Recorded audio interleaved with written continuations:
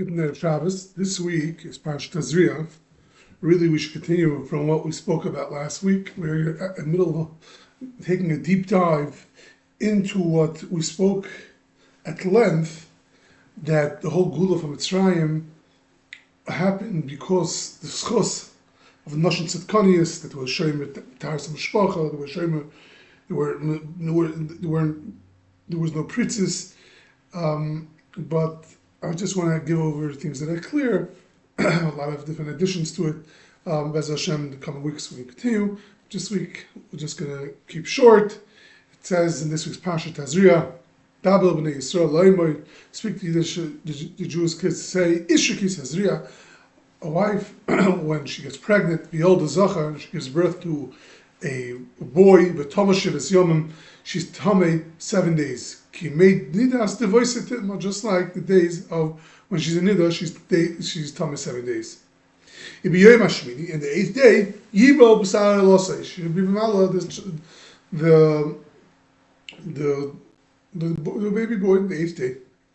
And if it's going to be a daughter, Tama Shavayim, Kanida also it'll be twice 7, like a Nida, should be Tama for 14 days. So this is actually a very fascinating idea. So first of all, we're talking about a lady that just gave birth and went through a major episode, a very simply high episode, but the Torah says that she's tummy. She's tummy. And but what? For only 7 days. So why the 7th day? Because I'll say, why is a woman that gives birth to a boy the 8th day, she's allowed to go to the mikvah? Obviously today's days it's a little different. It's a different because of Dinei D'Rabbanan. But we were talking about Dinei D'Oraisa. But D'Oraisa, she's allowed to be toivel after the 7th day, the 8th night. The night before the bris, the night of Achnach. Why? So Chazal say that Hashem didn't want that everyone's enjoying themselves, everyone's happy. The bris, we find in Chazal, was the second to the most happiest day. Bris would we find in Rishonim that you have to make the night before already. The simcha starts the night before. The whole city would get into it. They would wake up early because the bris has to be early in the morning. The first thing in the morning, they would wake up Hashkama, Zrizim Magdim Lamitzis, and they would make the bris in the morning. And in times of Chazal, times of the Torah, actually the Sudas bris was later in the day. They would make the Suda later in the day, and Chazal say it would last until Chatzos Halayla. It was the second to the most happiest day in the Jewish calendar. It's the second. The first is the most happiest day is the Chasna. The second most happiest day is the day of the bris, and it was a major day. And Chazal say that why did it? And the bris lasted a bunch of hours. Everyone knows the story of Achar. There was a Chazal mark over there how a major Suda there was. All the Gedolei Yisrael came together. And so it was a major day. And Chazal said that Hashem didn't want that everyone else should be excited and the parents should be ba'atzvus. It's not inappropriate. The parent, the Bala Simcha themselves, if she's tar, they can't express love to each other. They can't act as husband and wife, fully act when they're excited with each other. And so I'll say that that's why the Torah said on the 8th day they could go to the mikvah and she'll be tar for the bris milah. So the first idea that comes to mind is, it's fascinating how Torah has everything medukduk. Baruch Shalom understood the nature of a person. He understood it. You would think maybe right after she gets born, then she needs most help. The husband needs to be there for her. Hashem said no. This is not the appropriate time. Give time out. And what? But 7 days later, she's mutter. Why? And the cave is 2 weeks. Why is it? Because now it's a time for happiness. Now's the time for happiness. Now's the time we're providing happiness. So she should be Torah. Everything, there's nothing simple in the Torah, because then she created the world, everything with the most chachma. If it's appropriate to be tummy right away, you tummy, and 7 days later you be tahar. And what I'm trying to bring out over here is that these are not, we would maybe think just the opposite. Maybe right away she needs to be tahar. For the simcha, it's not so important. And it's interesting because it says that this is the only place that there's such a thing called dam tahar. A lady has dam tahar. The first 7 days she's tummy, and after that, by a boy, there's 33 days of dam tahar. And that means to say, what does that mean? That if she will see dam, which is regular dam later, dam nidus, she's still tahar. Hashem said it's tahar. She can't go to the Beis Hamikdash, but in those days she's mutter to her husband. And by a girl, there's 66 days of dam tahar, even though it's no difference between the dam that later and this dam is dam tahar. Because I'll say that everything Hashem was matter, everything Hashem asked, Hashem was matter also. One of the examples, if I'm not mistaken, is the dam tahar. Everything is calculated. There's a reason. There's a reason over here. She's dam tahar, but she's not allowed to go to the Beis Hamikdash. So there's different types of there's different madrigas of tumah. And Hashem is what's best for us. When is the right time to be tameh? When is the right time to be tahar?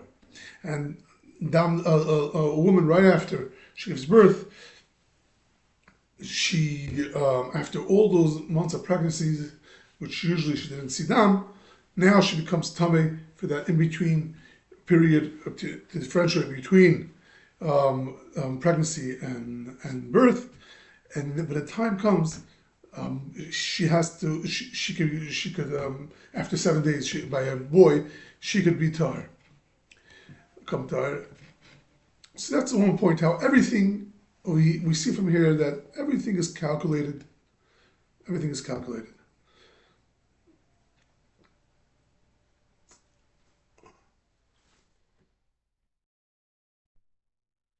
Now another point. But nowadays, Chazal say it's usher. It's usher. What's with this simcha? They're supposed to be simcha. How can Chazal say that they're supposed to be tamei? Chazal was matama, and they asked up Adam Tahar, and different reasons. But what's going to be with the bris milah? What's going to be with the bris milah? The Hashem, for a certain reason, Hashem said 7 days, because they should be mutter by the bris milah. So why afterwards? Why did Chazal come and answer it?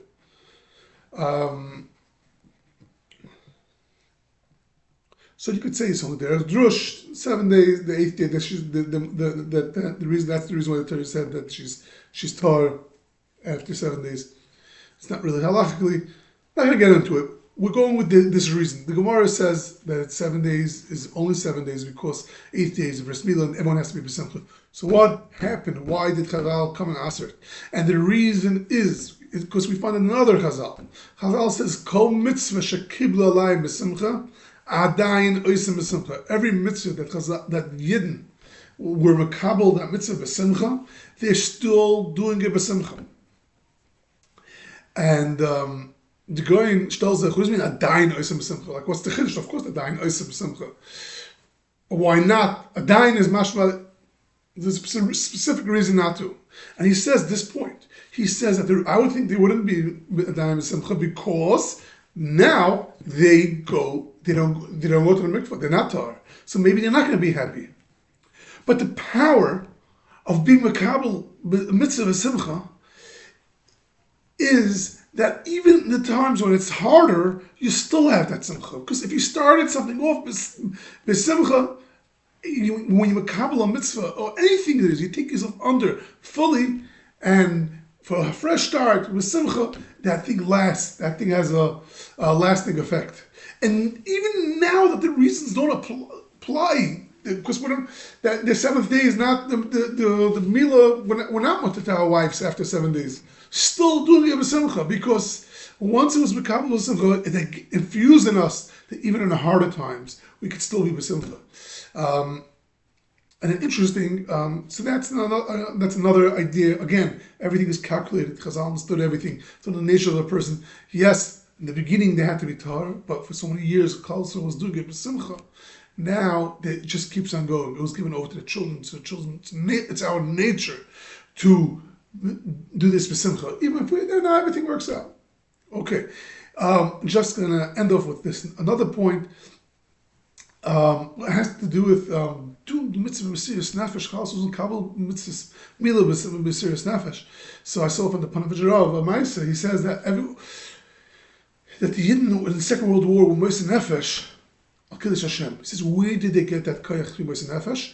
That came from what the children, what the mothers were Moisei Nefesh to go to the mikveh. It wasn't so easy to go to the mikveh in the times of in 100 years ago, 200 years ago. It was very complicated. There was gzeres and it wasn't easy. Never many Yidden didn't go to the mikveh yet.